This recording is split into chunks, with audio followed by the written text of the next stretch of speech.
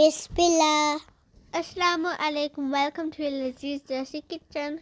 Khush appetit. Bismillah, let's begin.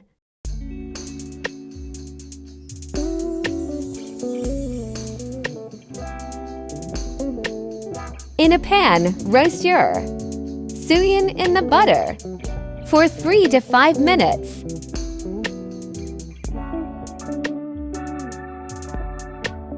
Once change in color, add in the sugar, followed by water. Double the Sewiyan quantity. Once water reduces to less than 1/3 of its original quantity, reduce heat. Ready. Alhamdulillah.